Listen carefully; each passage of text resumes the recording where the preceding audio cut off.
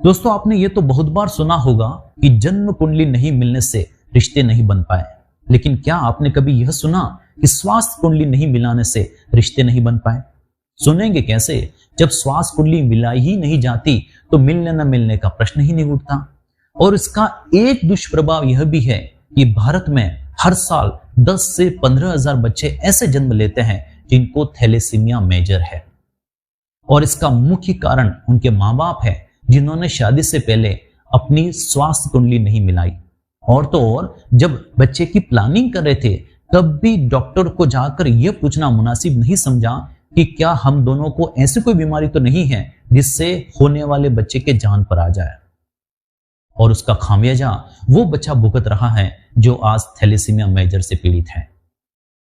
तो बात करें अगर थैलेसीमिया मेजर की, तो थैलेसीमिया मेजर कितनी गंभीर बीमारी है, इस बात का अंदाजा आप इस बात से लगा सकते हैं कि जिसको थैलेसीमिया मेजर है उसको हर महीने या हर 15 दिन या फिर हर 7 दिन में हॉस्पिटल जाकर ब्लड चढ़ाने की जरूरत रहती है। इसको हम मेडिकल लैंग्वेज में कहते हैं ब्लड ट्रांसफ्यूजन। और कंटिन्यूसली ब्लड चढ़ाने से उसके हार्ट, लीवर पर बुरा असर पड़ता है, उसकी स्प्लीन की साइज जो है वो बढ़ जाती है और उसका अलग से ऑपरेशन करना पड़ता है। और ये प्रक्रिया इतनी आसान नहीं है जितनी आसानी से मैंने आपको कह दिया और जितनी आसानी से आपने समझ लिया।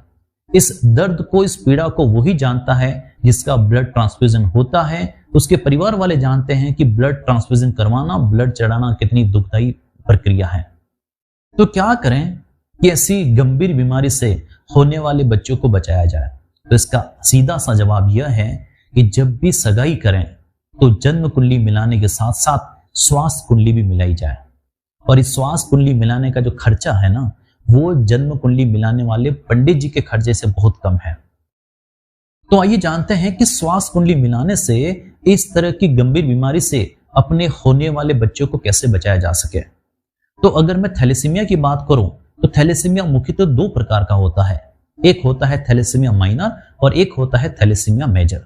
जिसको थैलेसीमिया माइनर है उसको सामान्यतः किसी भी प्रकार की कोई समस्या का सामना नहीं करना पड़ता है।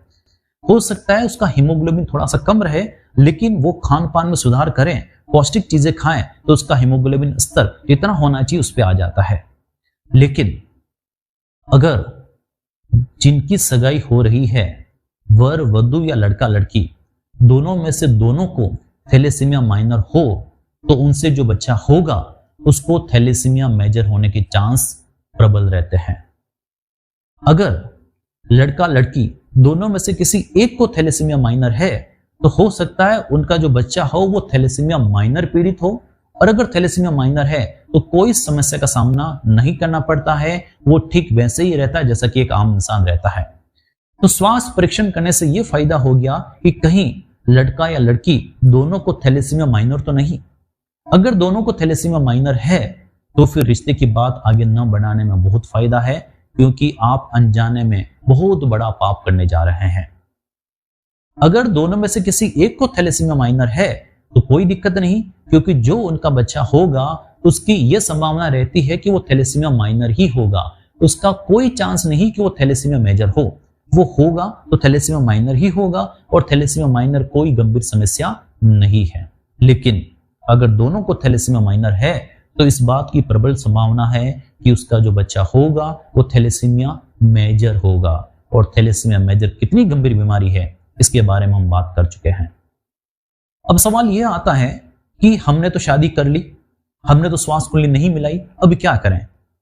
तो आपसे ये दरख्वास्त है कि जब भी आप बच्चे की प्लानिंग करें, बच्चे को कंसीव करने की सोचें, तो एक बार अपना हेल्थ टेस्ट, एक ब्लड टेस्ट जिसको कहते हैं इलेक्ट्रोफोरेसिस, वो जरूर करवा लें, जिससे इस बात का पता चल जाएगा कि दोनों को या दोनों में से किसी एक को या दोनों को नहीं, थैलेसीमिया माइनर तो नहीं है।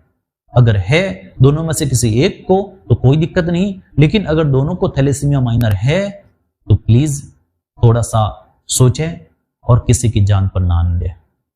समझ गया मेरी बात? और अगर आपने जांच नहीं करवाई है और बच्चे को कंसीव कर लिया है और अब जाके पता चला आपको 10-15 दिन में कि हम दोनों को थैलेसीमिया माइनर है, तो 1 महीने या 2 महीने में भ्रूण से इस बात का पता लगाया जा सकता है कि होने वाले बच्चे को थैलेसीमिया मेजर तो नहीं। और अगर ये पता चल जाता है कि उसको थैलेसीमिया मेजर है तो अपने डॉक्टर से मिले और सही और सटीक कार्रवाई करें। और इस तरह अगर आप ध्यान रखेंगे तो हो सकता है कि आपकी होने वाली औलाद आपको जिंदगी भर दुआ दे, न कि बद्दुआ दे। बाय बाय, फिर मिलते हैं ऐसी जानकारी के साथ। और अगर मेरी बात अच्छी लगती है, नॉलेज वाली लगती है, तो प्लीज चैनल को सब्सक्राइब करें, लाइक करें और शेयर करें।